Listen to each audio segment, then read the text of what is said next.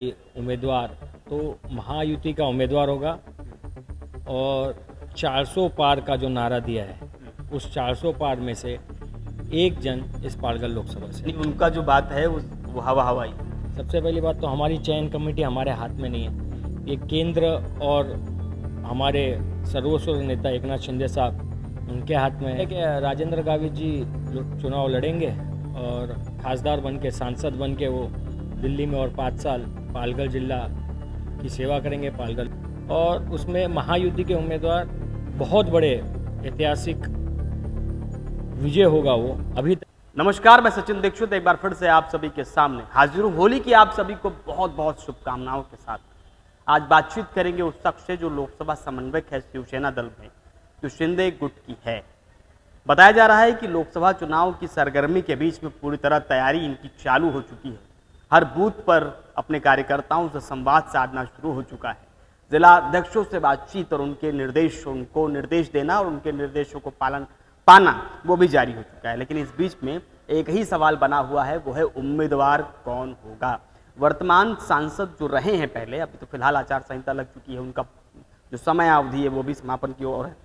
कहा जा रहा है कि राजेंद्र गावित की टिकट खतरे में है, लेकिन सवाल ये है कि आखिर खतरे में है या नहीं। आइए लोकसभा समन्वयक से बातचीत करते हैं, आधिकारिक रूप से बातचीत करते हैं कि आखिर माहौल कैसा है और क्या कुछ करने वाली है शिवसेना। सबसे पहले आपको नमस्कार। नवीन जी, आप पर सबकी नजरें हैं। लोकसभा समन्वयक होने के नाते आपके भूमिका थोड़ी अहम हो जाती है, और अहम इसलिए हो जाती है क्योंकि लोकसभा। सवाल यह है कि क्या लगता है इस बार वर्तमान सांसद जो रहे हैं राजेंद्र गावित, उनकी टिकट पर बहुत सारे सवाल किए जा रहे हैं, बहुत सारे सस्पेंस बने हुए हैं, तो इस पर आपका क्या कहना है? कौन उम्मीदवार हो सकता है और कैसा होगा? सबसे पहले मैं वसई तालुका के सभी रहवासियों को होली की हार्दिक शुभकामनाएं देता हूं। ये होली के रंग आपके जीवन में उल्लास और हंसी लाए, आपके परिवार को अच्छा रखे, ऐसी मैं आप लोग को शुभकामनाएं देता हूं। और जैसे होली नज़दीक आ रही है वैसे लोकसभा चुनाव भी नज़दीक आ रहा है। जिस हिसाब से आपने बताया कि उम्मीदवार तो महायुति का उम्मीदवार होगा और 400 पार का जो नारा दिया है उस 400 पार में से एक जन इस पालघर लोकसभा से होगा। अब आप कह रहे हैं 400 पार जो नारा दिया है उसमें से एक जन पालघर का होगा, लेकिन बहुजन विकास अघाड़ी के प्रवक्ता अज्जू पाटिल ने साफ तौर पे कहा जो 400 चलिए आपके हो जाएंगे, लेकिन जो 400 के बाद एक उम्मीदवार होगा वो जीतकर पालघर से बहुजन विकास अघाड़ी का लोकसभा में जाएगा। तो बातें दो अलग अलग प्रकार की। मतलब हम ये मान के चल रहे हैं कि जो सत्ता जो बनेगी उस सत्ता में हम होंगे, और जो सत्ता के बाहर जो 150 होंगे उस 150 में से एक जन में बैठने की वो बात कर रहे हैं। लेकिन वो पालघर जीतेंगे ऐसी बात? यही आपका कहने का मतलब है ना? क्या वो सत्ता में नहीं रहना चाहते, केंद्र की सत्ता में नहीं रहना चाहते, वो केंद्र की सत्ता के विपक्ष में बैठना चाहते, जैसे आप मुझको जो शब्द इस्तेमाल कर रहे हैं उस बारे में बात कर रहे हैं। तो एक चीज़ तो निश्चित है कि हम 400 पार कर रहे हैं, और दूसरी चीज़ भी आप निश्चित कर लीजिए कि उस 400 में से एक सांसद हमारे पालघर लोकसभा से होगा। यानी उनका जो बात है वो हवा हवाई नहीं, ऐसा नहीं है। देखिए, हर पार्टी के नेता को उनके कार्यकर्ताओं को पकड़ के रखने के लिए, उनके कार्यकर्ताओं को उलझा के रखने के लिए, चुनाव जब सर पे हो तो ऐसे स्टेटमेंट करने पड़ते हैं। वही है ये। अच्छा, क्या लगता है जिस तरीके से माहौल है, मैंने अभी जिला अध्यक्ष भारतीय जनता पार्टी ग्रामीण की बात की थी भरत राजपूत से, तो उन्होंने कहा था कि गावित उम्मीदवार ना हो, कोई और होगा तो ज़्यादा ठीक होगा, और इस बार सिंबल भारतीय जनता पार्टी का होना चाहिए, कमल का। और अगर यहीं कुंदन संख्या से बात करें जो ग्रामीण के जिला अध्यक्ष शिवसेना के, उन्होंने कहा कि हम 3 लाख वोटों से जीतेंगे, महायुति का कोई भी उम्मीदवार हो। तो अलग अलग बयान आ रहे हैं, तो इन बयानों की खींचतान के बीच आप क्या देखते हैं? नहीं, देखिए, भरत राजपूत जी मेरे अच्छे मित्र है, कुंदन संख्या भी मेरे अच्छे मित्र है, और मैंने जैसा कहा कि चुनाव से पहले बयानबाजी आती है, और महायुति का एक है कि हम चुनाव से पहले जितनी बातें चाहें उतनी बातें कर लें। सबसे पहली बात तो हमारी चयन कमेटी हमारे हाथ में नहीं है, ये केंद्र और हमारे सर्वोच्च नेता एकनाथ शिंदे साहब उनके हाथ में, देवेंद्र जी हैं, अजीत दादा पवार है, और उनके ऊपर केंद्र के हैं, और कई सारे उसके लिए अहवाल जाते हैं, कई सारे गोपनीय रिपोर्ट जाते हैं, किसने क्या काम किया, क्या नहीं काम किया। और मुझे गोपनीय रिपोर्ट क्या कहता है? मेरा गोपनीय रिपोर्ट यही कहता है कि राजेंद्र गावित जी चुनाव लड़ेंगे और खासदार बन के, सांसद बन के वो दिल्ली में और 5 साल पालघर जिला की सेवा करेंगे, पालघर लोकसभा की सेवा करेंगे। चुनौतियों का सामना करना पड़ेगा। चुनौतियों का सामना तो चुनाव में होता ही है, चुनौती तो होनी चाहिए, और चुनौती ना हो तो चुनाव कैसा।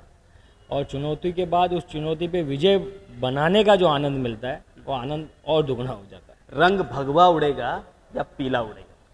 देखिए, लड़ाई मुझे लगता है पालघर लोकसभा में जो सीधी लड़ाई होगी वो महायुति विरुद्ध महाविकास आघाड़ी, जो 26 पार्टी की पार्टी है, उनके साथ होगी। और उसमें महायुति के उम्मीदवार बहुत बड़े ऐतिहासिक विजय होगा। वो अभी तक के जितने चुनाव में जो जितने मताधिक से हम लोग जीते हैं उससे ज़्यादा मताधिक से हम लोग कामकाज पर भी सवाल खड़े हो रहे हैं। जो पूर्व सांसद थे, अभी जो वर्तमान में अभी तक उनका सेवानिवृत्त होने वाले हैं, फिलहाल अभी नया चुनाव लड़ेंगे तो कौन होगा, लेकिन फिलहाल राजेंद्र गावित के कामकाज पर भी सवाल उठ रहे हैं, तो क्या लगता है? देखिए, ये मोदी जी का चुनाव है। लोग मोदी जी को देख के एक पंत प्रधान इस देश का कैसा हो, सक्षम हो, त्यागी हो, देश को समर्पित हो, देश का विकास करे। एक चुनाव, ये मैं हमेशा कहता हूँ लोकसभा चुनाव में, ये चुनाव दिल्ली का है, गली का नहीं है। तो जब मतदार इतने होशियार है कि उनको मालूम है कि देश का प्रधानमंत्री कौन होना चाहिए, और मोदी जी के कार्य के ऊपर प्रश्न उठाना, मतलब ये एक मतलब क्या कह सकते हैं, एक तुच्छ राजनीति का एक उदाहरण है। गली का मतलब कौन? यहाँ तो पार्टियां हैं जो आपके सामने लड़ रही हैं, तो गली का आप किसे कहते हैं? गली का मतलब देखिए, जब आदमी नगर पालिका में मतदान करता है तो अलग तरीके से करता है, जब विधानसभा में करता है तो अलग तरीके से करता है, जब लोकसभा में करता है तब अलग तरीके से करता है। मतदार आज के इतने जागरूक हैं, आज के हमारे युवा हो, महिला बहन हो, पुरुष भाई हो, सब इतने जागरूक है कि उन्हें मालूम है कि आने वाला देश कौन बढ़ा सकता है। एक ऐसा प्रधानमंत्री जिन्होंने छोटी सी सोची बातें, मतलब सोचिए, अब आपको काम अगर मैं गिनाने जाऊंगा मोदी जी का तो आपके इंटरव्यू के लिए मेरे को 3 घंटे का समय लगेगा, लेकिन कितने सारे मोदी जी ने काम किया, और उस काम के बारे में किन्होंने सोच के बाहर का जो उन्होंने काम किया है। देखिए, हम लोग तो हैं ही है, भक्त लोग तो हैं ही है, हम लोग के लिए क्या है, मतलब राम जी हैं ही है, राम जी का आशीर्वाद है ही है।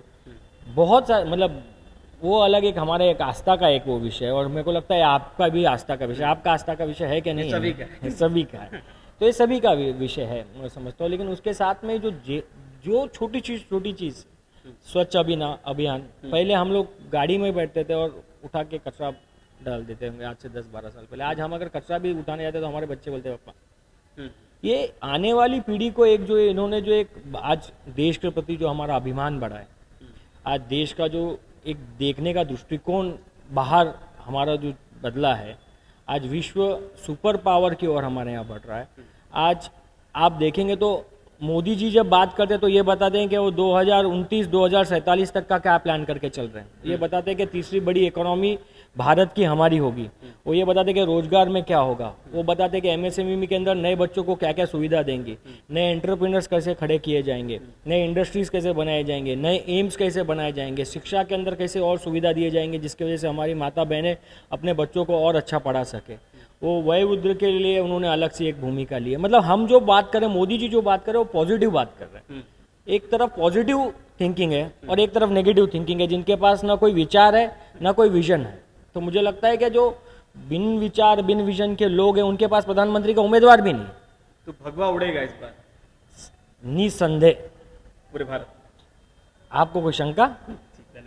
ये थे नवीन दुबे, उनका साफ तौर पर कहना है कि आने वाले समय में भगवा फिर से लहराएगा और खासकर पालघर जिले का एक उम्मीदवार पहुंचेगा लोकसभा में दिल्ली के, और वहां पर पहुंचकर जो 400 पार का नारा है उसमें ये पालघर लोकसभा सीट भी होगी। उम्मीदवार कौन होगा उन्होंने साफ तौर पे कहा कि महायुति का उम्मीदवार होगा। जो भी होगा वो अच्छे मार्जिन से जीत कर आएगा। देखना ये होगा कि इस होली के रंग में राजनीतिक चटक कितना नजर आता है और आने वाले समय में और लोकसभा चुनाव की सरगर्मी कितनी बढ़ती है। आज के लिए इतना ही, धन्यवाद।